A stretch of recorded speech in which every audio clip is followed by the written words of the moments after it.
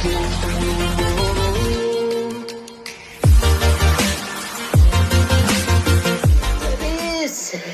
bakit mo ako ginanito, anak? Yung ibang tao, binubuhay mo, pinakakain mo. Pero ang lola mo, kahit piso, hindi mo... Viral ngayon sa social media ang video ng lola ni Charis Pempenco na mas kilala na ngayon na Jake Cyrus.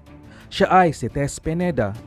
Umiiyak at nagmamakaawa ito kay Raffy Tulfo at Jessica Soho na matulungan siya dahil lumayas daw siya sa puder ni Raquel Pempenco, ang nanay ni Charis.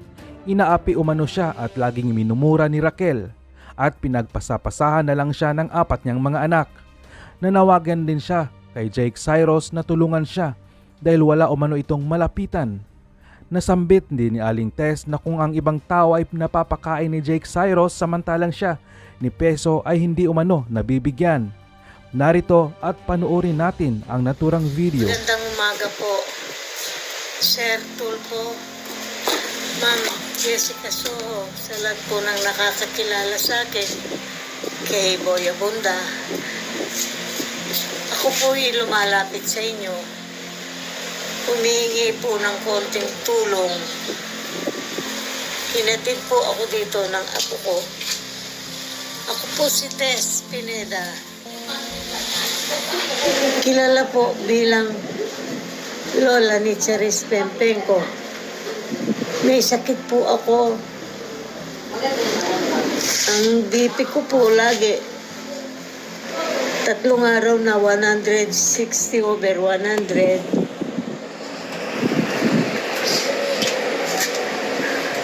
Pwede po ba akong matulungan, makapagpa-check up man lang ako?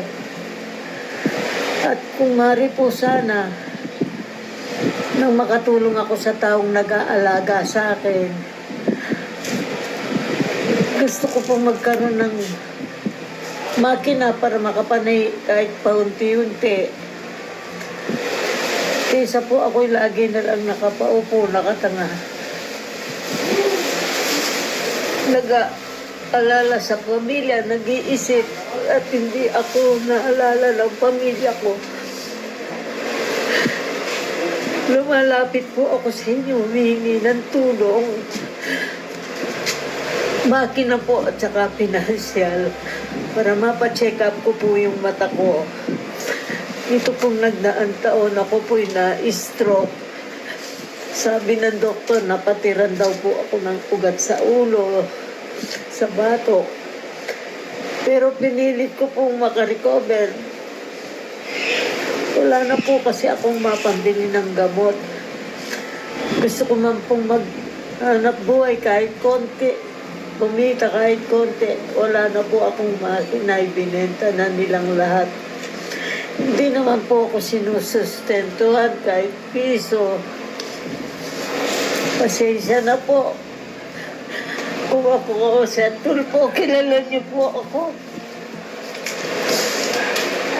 Gusto ko man pong magpunta sa inyong opisina, hindi ko magawa. Dahil malabo na pong mata ko. Wala po akong komunikasyon. Nakiusap lang po ako dito sa may-ari ng cellphone na ito, na video ako para magkaroon akong komunikasyon sa inyo. Hindi po ako nagpapahamag.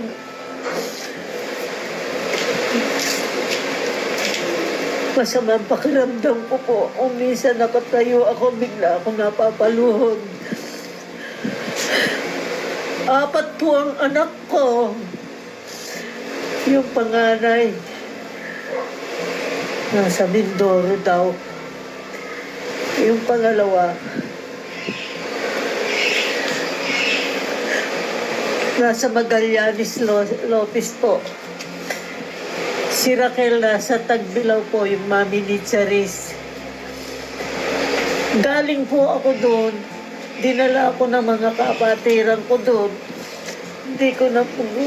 Nagustuhan ko pong makarating doon, pero hindi ko po alam na may batas pala. Pagdating ko po doon sa kanila, sabi sa akin, sino mang magtanong kung ano po si Charis Pempenco, deny ko. Nasabi ko po, apo ko, binato po ako ng bote na may yelo at tubig galing sa freezer. Tinamaan po ako sa likod. Sabi po sa akin, sira daw ang ulo ko, baliw daw po ako. Lumayas ako sa kanila. Nagsikap po ako makagawa ng paraan. Nagkataon po yung pong umampon sa akin ngayon. Nag-iisa rin sa bahay, may edad na. Dito na lang daw po ako sa kanila, dito sa may Mabuhay, Laguna. Pumayag na po ako kaysa nahihirapan po ang damdamin ko. Lagi ako minumura ni Raquel. Kaya nagsikap po ako kahit po single motor lang. Nagpahatid ako doon sa kapatid ni Charis Pempenko. Dito po ako dinala ng apo ko. Siguro kaya pumayag siya, naawa na siya sa akin. Dumating po ako rito, skeleton na ako. Pasensya na po, hindi ako nagmamakaawa. Yung pong bunso, binibigay ako doon, 1 oras lang daw po ako tumira sa kanya, mababaliw na siya. Kaya ano po bang ginawa ko sana sa kanila? Parang ganituin nila ako. Nagsikap naman po ako sa buhay ko, nagpundar ako. Pagkagaling ko sa Saudi, wala na po akong punundar kahit isa.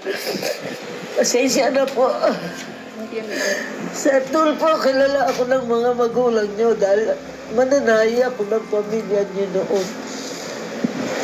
Wala na po ako malapitan. Buti dumating sa buhay ko itong batang ito. Napakiusapan ko. Video niya yung message ko sa lahat ng taong nakakakilala sa akin. Hindi na po magandang pakiramdam ko. Pagka po natatayo ako, nahampas ako. Pasensya na.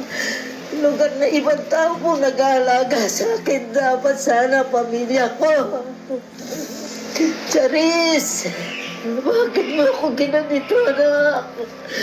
Yung ibang tao, binubuhay mo, pinakakain mo.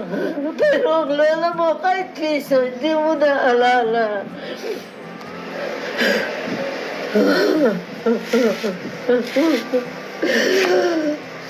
Kung ako'y naging masamang ina, kung ako'y naging masamang lola, sa akin pa rin kayo nagmula. Ano ba sana ko sa inyo para pagigantihan niyo kung ng ganito? Sir Rapi, alam kong nagiging customer mo dyan si Raquel. Ang mga kasangkapan ay sinasabi sa inyo. Ang iba dun akin. Nilimas po ako. 2 kit po ng alahas. Maraming salamat sa inyong panonood. Huwag po natin kalimutan na mag-like, mag-subscribe, at mag-komento sa baba. Maraming salamat!